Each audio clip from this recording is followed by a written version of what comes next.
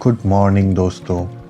सुबह की पहली किरण के साथ आप सबका स्वागत है बड़हरवा के विंध्यवासिनी हिल पर। रात की चहल पहल के बाद सुबह की ये खामोशी दिल को एक अलग ही सुकून देती है। इस छोटे से हिल पर बजरंग बली की शानदार प्रतिमा के अलावा एक खूबसूरत मंदिर भी है, जिसके द्वार पर शिव शक्ति प्रेम शिला स्थापित है और महादेव के रौद्र रूप की भव्य प्रतिमा, जिसमें ये देवी सती को अपने कंधों पर लिए हुए हैं। ये दृश्य हमें उस दिव्य कथा की याद दिलाता है जब माता सती के आत्मदाह के बाद महादेव ने उन्हें कंधों पर लेकर तांडव किया। अब जैसे ही आप मंदिर परिसर में प्रवेश करते हैं, सबसे पहले दर्शन होते हैं सूर्यदेव के, जो अपने दिव्य रथ पर विराजमान है। थोड़ा और ऊपर बढ़ते ही आता है भगवान शिव का मंदिर और बाएं तरफ जाते ही बजरंग बली के दर्शन होते हैं और कुछ ही कदम आगे विराजमान है प्रभु श्री राम की भव्य मूर्ति, जिसे देखकर नजर ठहर सी जाती है। और फिर आता है मां विंध्यवासिनी जी का मंदिर। उनके दर्शन के बाद जो शांति और सकारात्मक ऊर्जा का अनुभव होता है, उसे शब्दों में बयां करना वाकई मुश्किल है। थोड़े ही दूर पर भैरव बाबा का भी मंदिर है। यहाँ पर चैत्र के महीने में बहुत बड़ा मेला लगता है, जहाँ दूर दूर से श्रद्धालु माँ के दर्शन के लिए आते हैं। अगर आप कभी इस तरफ आएं तो बड़हरवा के विंध्यवासिनी हिल जरूर घूमने आइएगा। यहाँ सिर्फ मंदिर ही नहीं, बल्कि प्रकृति की खूबसूरत और आध्यात्म का एक अनोखा संगम देखने को मिलता है।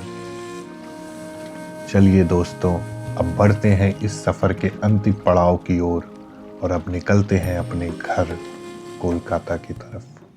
हम लोग यहाँ से निकल रहे हैं, हम और गौरव जी। ये हैं गौरव, ये भी कोलकाता में ही रहते हैं। तो जब मैं कोलकाता वापस जा रहा था तो इन्होंने सोचा कि साथ ही चल लेते हैं। राइडिंग गियर्स मेरे पास एक्स्ट्रा था ही, जो पाठक पहन कर आया था। चलो आज भी कलकत्ता जाना, चले थोड़ा रात हो इससे फिर।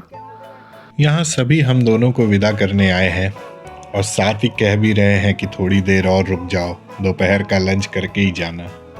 दिल तो सच में कर रहा था कि रुक जाऊं। गांव के सभी दोस्तों के साथ बहुत अच्छा लग रहा था। काफ़ी दिनों बाद मिले थे हम लोग, लेकिन आज किसी भी हाल में मुझे कोलकाता पहुंचना ही है।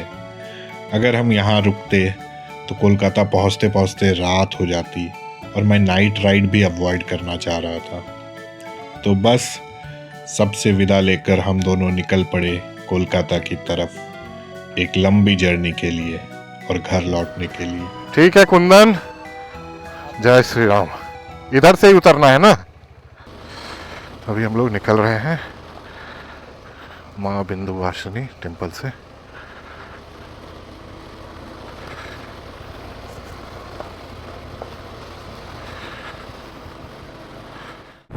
मॉर्निंग दोस्तों, गुड मॉर्निंग। तो मैं निकल गया हूँ, शादी हो गया रात को, सब चीज़ बहुत अच्छा रहा और अभी जा रहे हैं कलकत्ता। और मेरे साथ हैं गौरव जी, मेरे ही दोस्त हैं, वो भी आए थे शादी में और वो कोलकाता में ही हैं, सर्विस कर रहे हैं। तो बस हो गया कि चलिए साथ ही चलते। बहुत ही ख़राब रास्ता है। हम लोग मुर्शिदाबाद डिस्ट्रिक्ट तो घुस चुके हैं, बट स्थिति बहुत ख़राब है।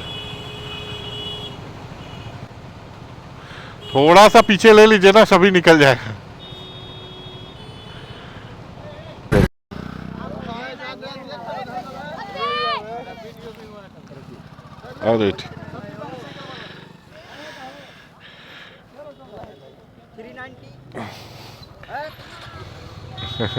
ठीक है जी, ओके। अभी तक हम लोग हाईवे पे नहीं चढ़ पाए हैं, बहुत ही ख़राब रास्ता है।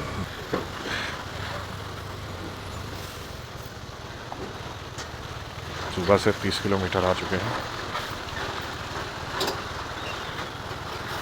कुछ देर में दिखा तो रहा है NH12, देखते हैं।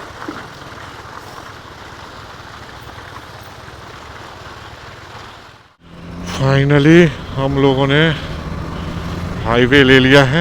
उफ, बहुत ज़्यादा गंदा रोड था। 35 किलोमीटर का पूरा पैच बहुत गंदा था, बहुत गड्ढे, बहुत कीचड़, धूल मिट्टी।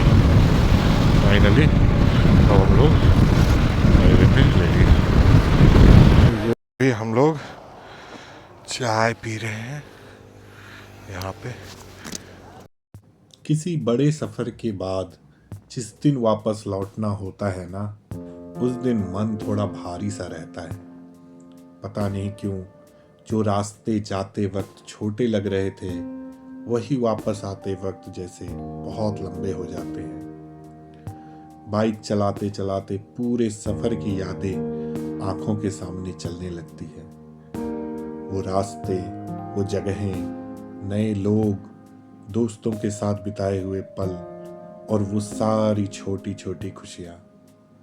और फिर दिल बस यही कहता है, काश ये सफ़र कभी ख़त्म ही ना हो।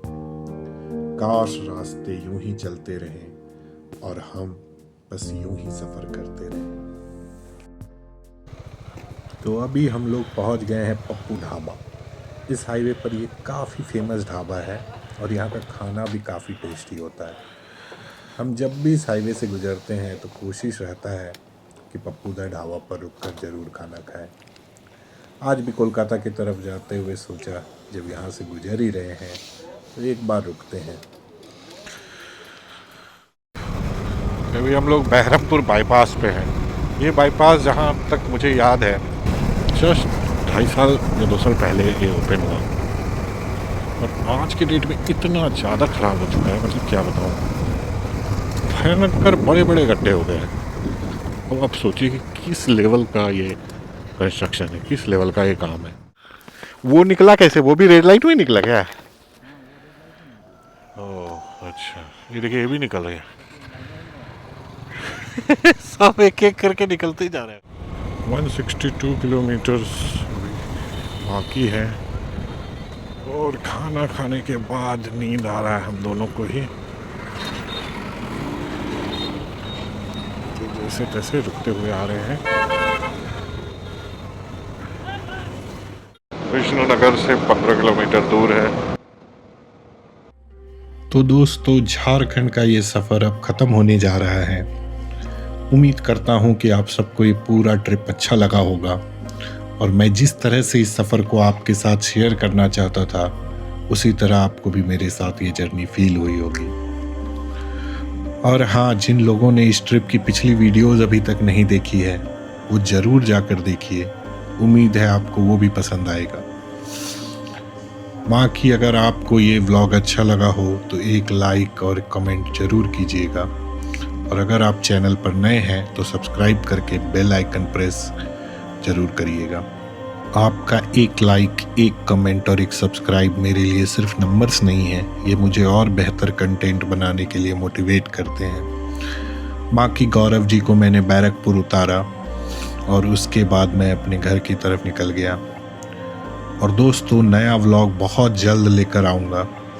फ़िलहाल आप सबको छोड़कर जाता हूँ बिंदुभाषिनी हिल की कुछ खूबसूरत तस्वीरों के साथ और इन यादों के साथ कि हर सफ़र ख़त्म ज़रूर होता है लेकिन उसकी कहानी और यादें हमेशा साथ रहती है। मिलते हैं अगले व्लॉग में, तब तक के लिए शुभ रात्रि, जय हिंद और राइड सेफ।